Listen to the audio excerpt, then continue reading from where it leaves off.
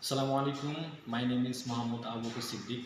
I have graduated from the Faculty of Agriculture from Bangladesh Agricultural University, Mymensingh.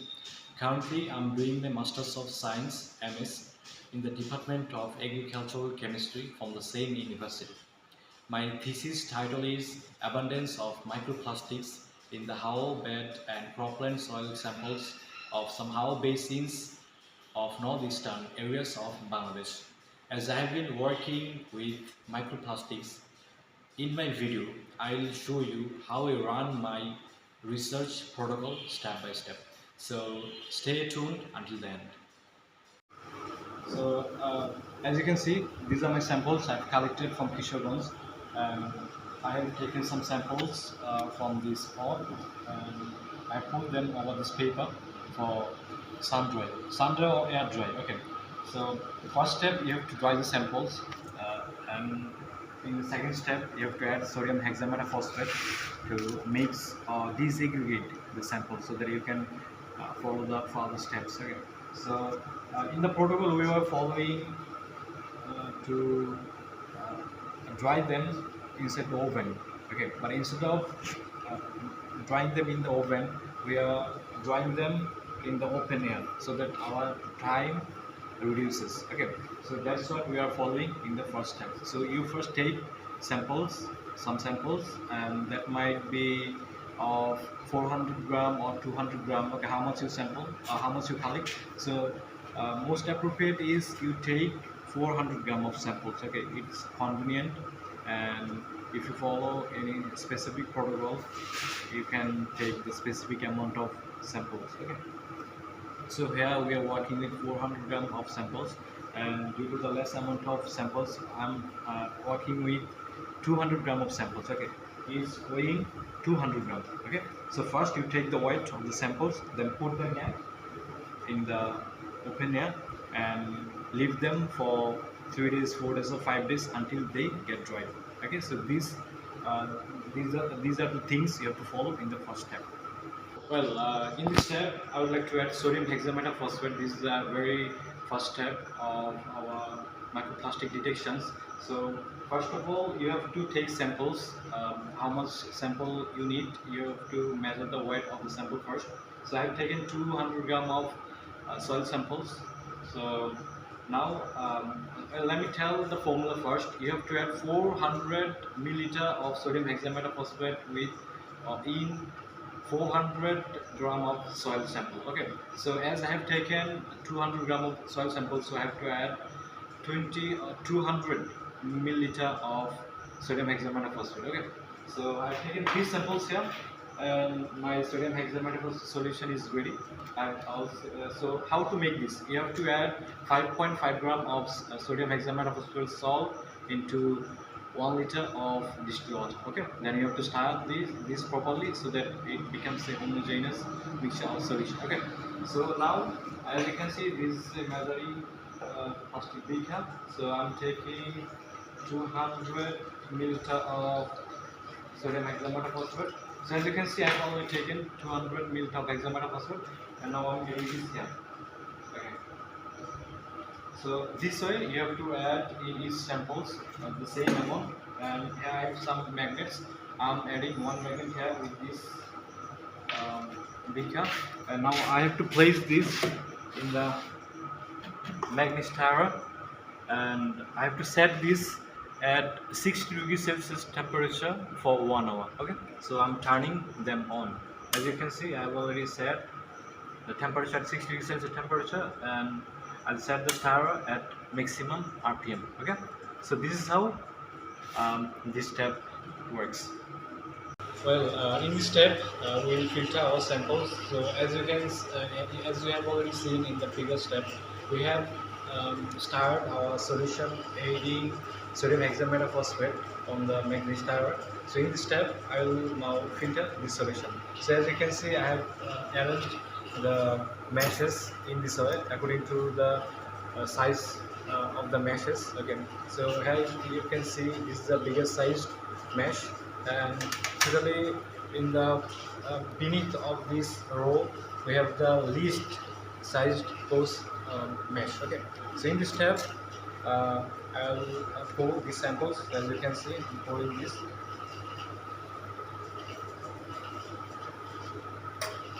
So make sure you use distilled water or filtered water to take all the samples which are sticking to the beaker.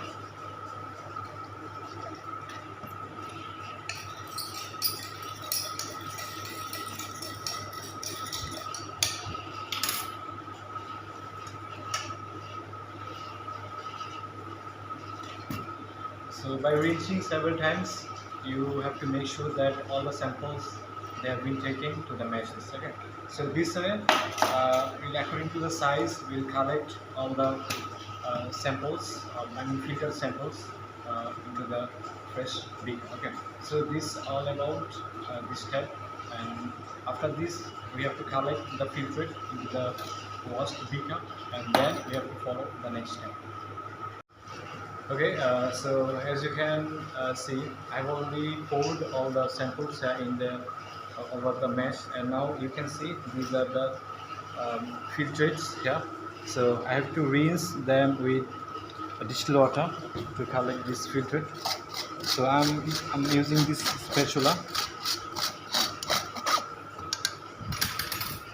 So we have to wash this constantly to take all the filtrates.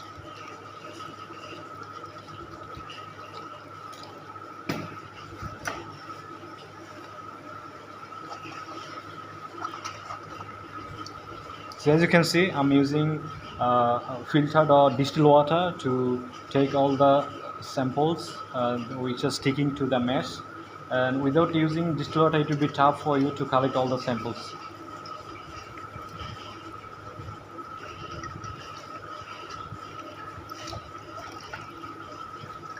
So when you follow the protocol, you'll see that there has been said that you have to use distilled water to rinse the mesh so that you can collect all the samples properly.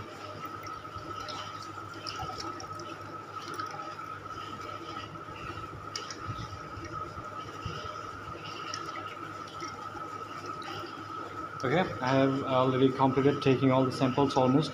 So try to use as less water as possible to facilitate the drying of the sample, because after this step you have to dry them, and then you have to follow the next step. So you can see this is an oven, and I have already set my samples inside this oven for drying, and I leave them until they get dried and they are ready for undergoing the next step. Okay, so after filtration, make sure you bring them here in the oven and they dry properly. As you can see, this is my zinc chloride salt. So I have to make zinc chloride solution. So we are taking almost 1.2 kg of zinc chloride in 1 liter of water. So as you can see, I have already taken our desired amount of zinc chloride. Now I will pour it into a beaker of 2 liter. So before adding the salt, I would like to add distilled water of required amount. Okay, so I'm measuring.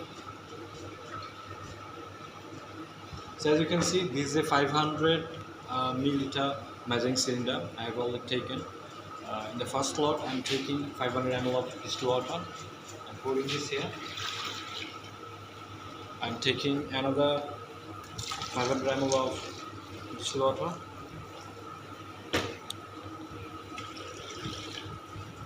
And I'll take another 500. Another 500 ml of distilled water. So I've taken 100 ml of distilled water, I mean 1.5 liter of distilled water, where I will add this zinc chloride. Okay, you'll calculate how much zinc chloride you need to add them into a desired amount of distilled water. Okay, so now as you can see, I have to use a spatula. Let me bring my spatula.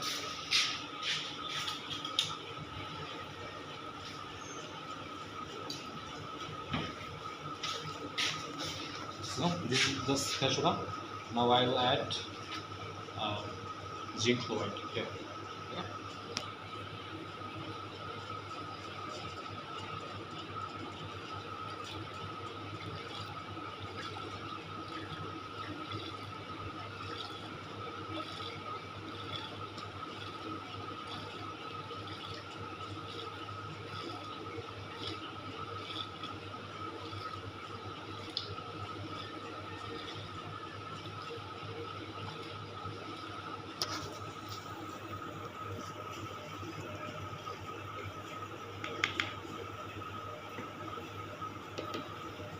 So this way you will take zinc chloride solution into the distilled water, and you will use a magnet stir.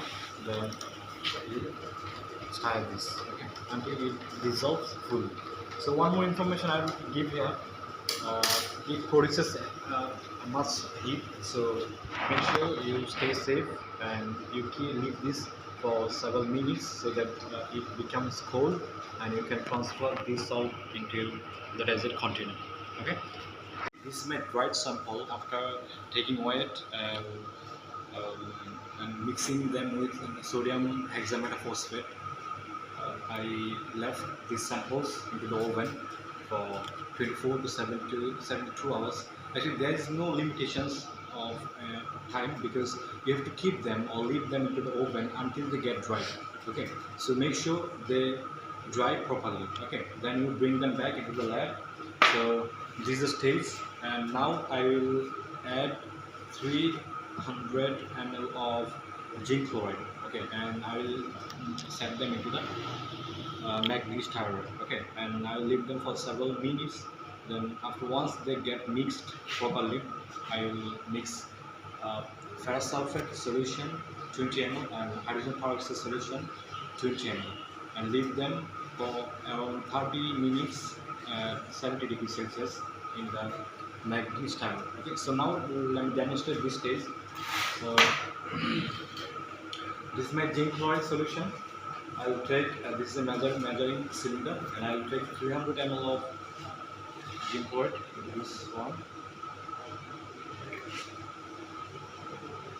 Okay.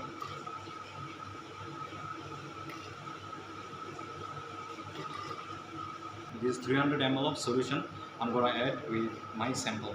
So for your kind information, I will say you have to add 300 ml of zinc chloride with 400 gram of your sample. Okay, it might be sediment or cropland soil. Okay, so I'm adding this with my sample, as you can see. Okay, okay, and this is a magnet. Okay, so I'm going to add this with this one. Okay, and I have already set this here. Now it's coming.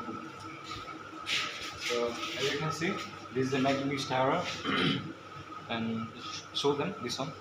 So this is a manganese tower, and I'm gonna set this here, and I will now fix this into the max RPM. Okay. So as you notice here, it has already started rotating. So I leave this for several minutes so that they get mixed up properly. Okay, then I'll go for filtration. Okay, so I set the sample. I leave the sample in the manganese tower for some times.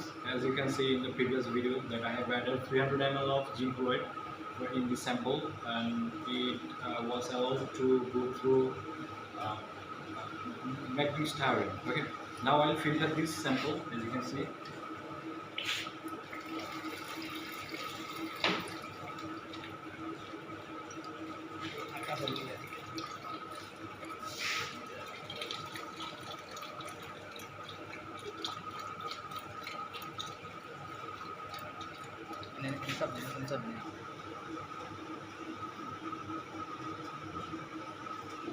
Okay, now I'll do digestion.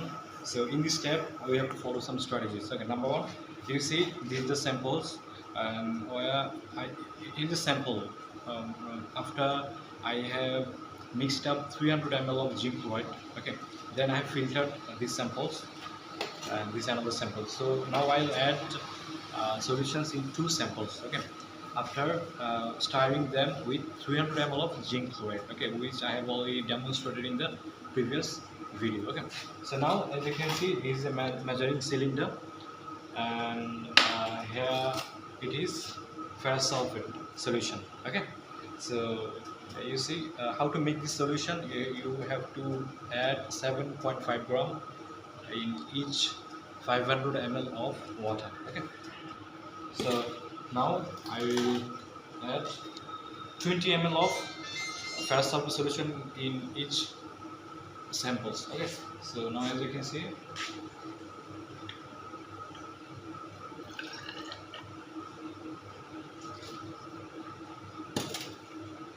so you see here I have 20 ml of ferrous sulfate. Now I will add this in my sample. I will take another 20 ml of ferrous sulfate to add in another sample.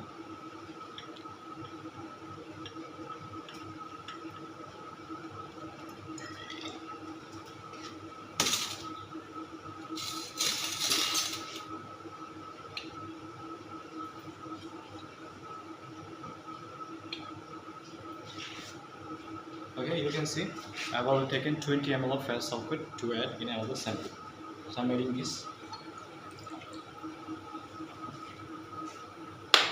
Now you will use aluminum foil to cover this stuff. Now I have hydrogen peroxide solution. I have to add this.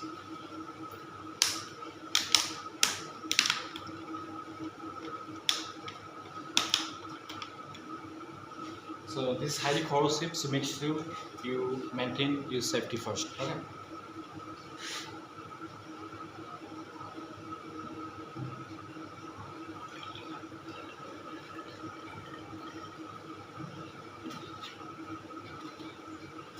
So as you can see, I have already taken 20 ml of hydrogen peroxide. Now I'm gonna add this in first sample.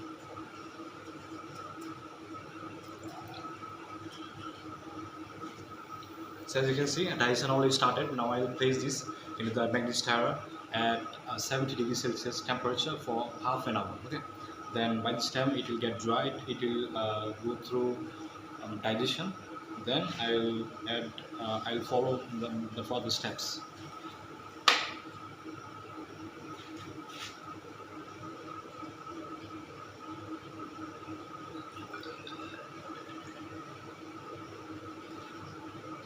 So as you can see, I have taken another 20 ml of hydrogen peroxide, and I'm adding this in the second sample.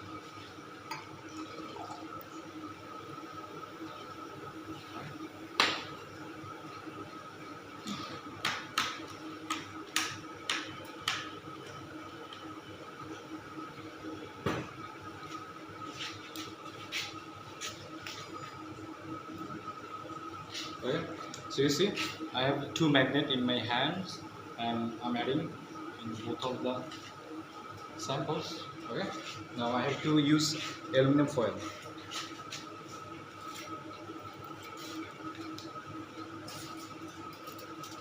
So you see, I have already taken aluminum foil to cover them.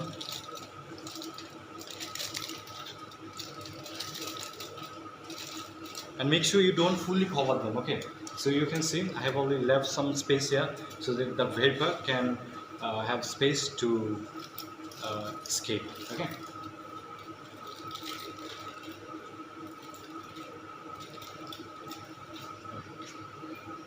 So I will come with me. So I'm placing one sample here in this magnetic tower and another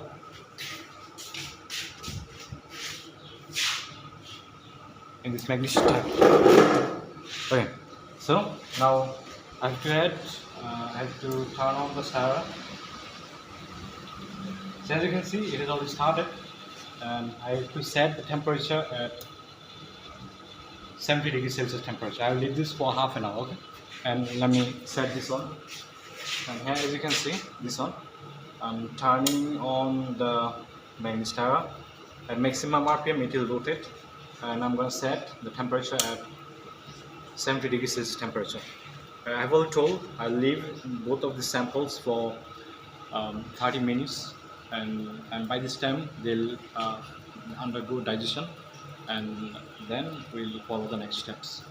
So you see, I have already set my samples into digestion, and they are undergoing digestions. Okay, they will go through this session for around half an hour, and after that I will add 600 ml of zinc chloride solution with them, and then again I will set them into the manganese tire for mixing up the whole solution. It's called flotation. Okay, then I will transfer them into density separator,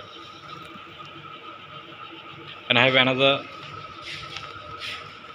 sample here, and this is another manganese tire. It's all rotating at its max RPM, and same goes for this sample as well. After this digestion process, I will add 600 ml of zinc chloride with them, and I will go for flotation. Then I'll transfer them into density separator. Sample, you can see this is the digested sample. I have already completed digestion, and after the digestion, this sample exactly looks this way. Okay. Now I have to go through flotation process. So before that, you have to add 600 ml of zinc chloride in each of the samples. Okay. So as you can see, I have already taken zinc chloride, and I will now measure this zinc chloride. So as you can see, I have only taken here 500 ml of zinc chloride. Now I'm going to add this with this digested sample.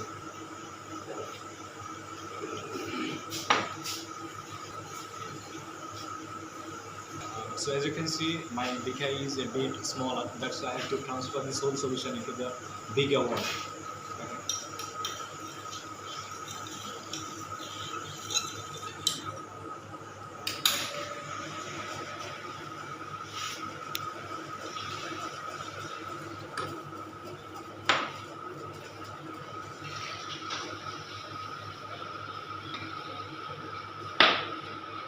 So I have to take another 100 ml, as I have taken only 500 ml. So in total, you have to take 600 ml of zinc chloride. So I have added 500 ml of zinc chloride. So I have to add another 100 ml of zinc chloride. So that's what I'm taking now.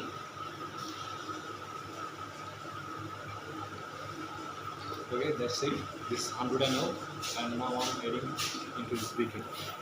And now I'll go through flotation technique. Okay, so before that I have to add a manganese tire in this beaker. So I have already placed the magnet into this beaker. Now I'm placing this onto the manganese tire. So as you can see, now I have to set the stirring at maximum RPM. Okay, so as you can see, I have already set this beaker into this manganese tire at max RPM. So I have to leave this solution for around half an hour. Okay, I mean almost 30 minutes. Then after that, I'll transfer this solution into the density separator, and I'll leave that density separator overnight. Okay, that's all about this step. Okay, so as you can see, I'm now going through flotation technique. So my sample is now in the magnetic stirrer and is undergoing flotation. Okay, so now I'll transfer this solution into density separator. So I'll now just take it away from the magnetic stirrer. So I have the spatula, and I'm removing the magnet from the beaker, and now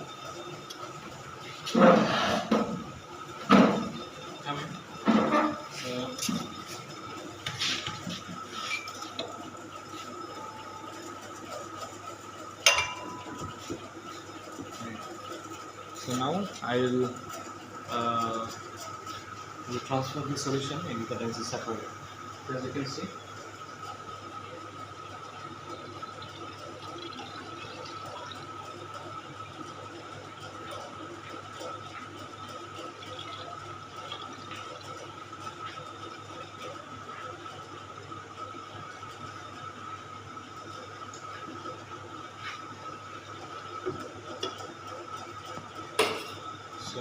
so as you can see, I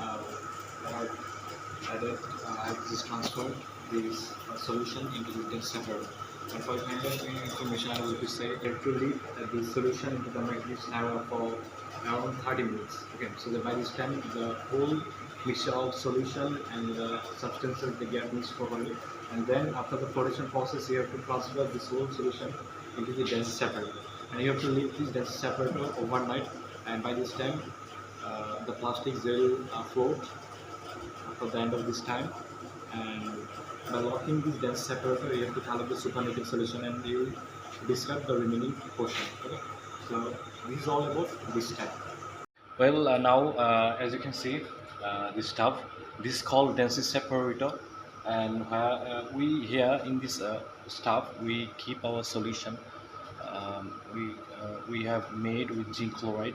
We keep this solution here in this density separator overnight, so that the precipitate they settle down and we get our desert thing, and that is microplastics. If you leave this stuff overnight, due to the difference in density of microplastics and the solution, microplastics they float over the zinc chloride solution. Okay, so you see this one.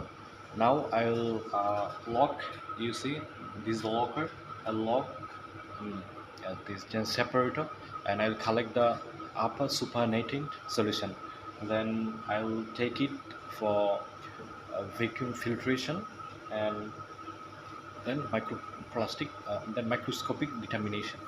Lock this dense separator, and here you can see this is the locker, the dense separator. Now let me lock this first.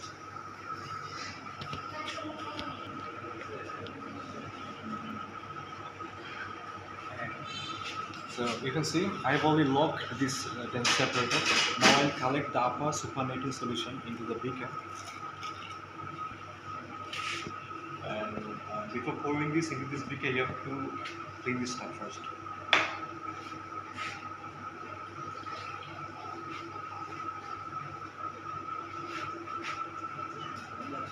So yeah, as you can see, I have already collected the supernatant solution, which will be taken for vacuum filtration. And further, after filtration, I will take this under microscope to detect microplastics. As you can see, I have already locked this dense separator here in the middle portion, and I have to discard this remaining part because here there is a mixture of sands and other stuffs, and I have just collected this upper pure supernatant solution. Okay, and I have already explained what happens in this dense separator. Once you settle this or leave this stuff for one night, it due to the difference in density separation or density, the microplastics they float over the solution. Okay, and that's what I have just collected. Well, as you can see, this is a supernatant solution of 3 samples. Now I'll bring them into another lab for vacuum filtration using a vacuum filtration system. Okay. Well, as you can see, this is our vacuum filtration system, and let me show you this whole structure here. This is the tube here, and this is the main engine, and it is connected with the power. Okay, so let me show you the mechanism here. Now I will place this filter paper over this vacuum filtration system, and then I will place this, and then I will plug this with the help of this one, and now we'll pour a small amount of solution. Make sure they don't amass in the filter paper abundantly. Okay, so you have to first be sure that they are in proper amount, so that if you take much amount of solution, so the huge amount of microplastics or other dust may accumulate, so that might hinder in detection of microplastics under microscope. Okay, so make sure you pour only small amount of this solution, so that your determination of microplastic becomes easier. Okay, so just you bring the camera here, you see. So you see, I have just poured the solution up to this point, right? This not so much. Okay, now I'll turn it on, and you have seen it has started. Okay, then you can see it is sucking sufficient amount of solution. Okay, in this filter, in this vacuum. Okay, then it takes only 2 to 3 minutes to finish a slot. Okay, so after I finish this one, then I will change the filter paper. Again, I will place another filter paper here, and I will place another segment of solution. Okay, this way, if you need, you may need 4, 5, or 6 filter paper for each sample. Okay, so then this is the way you have to complete filtering a single sample. So as you can see, it has already completed filtering the first solution, the first few uh, amount of solution, and now I'll change the filter paper and I'll use another filter paper, as you can see, another one, and then I'll pour a bit more solution again to filter the same thing for the second time. As you can see, that's how the filter paper looks after filtration. And if you give the whole solution at the same time, and if you try to filter the whole supernatant in solution, then it will become more darker, and all the dust and microplastics, they will gather here, and it will be very tough to detect microplastics under microscope. That's why you need to use multiple filter papers so that you have a clear uh, appearance of microplastics under microscope. So make sure you use 4, 5, 6, or how many you need it. Okay, how many you need to use them. Well, you can see a filter paper, and this is how a filter paper looks after filtration. As you can see, this a light segment, light layer of microplastics and other dust, you can see. So it should be lighter. Okay, and if it becomes heavier or darker or deep in color, so then you have to understand that you should reduce the volume of solution. Okay, if you take more solution, then more amount of dust and microplastics will accumulate here, that will hinder the determination of microplastics under microscopes. So make sure you take convenient amount of solution during filtration. Well, you can see this is a fluorescence microscope, and this is a desktop computer by which I detect microplastics from my samples. Well, you can see this is the microplastics I have identified from my samples using fluorescence microscope. Identification of microplastics can be difficult at first, but it becomes very simple in practice. So how you can distinguish microplastics from the other matters present in the sample? Microplastics can be identified by the color and smooth appearances with the same thickness throughout, and this is how you can distinguish and identify microplastics from your samples.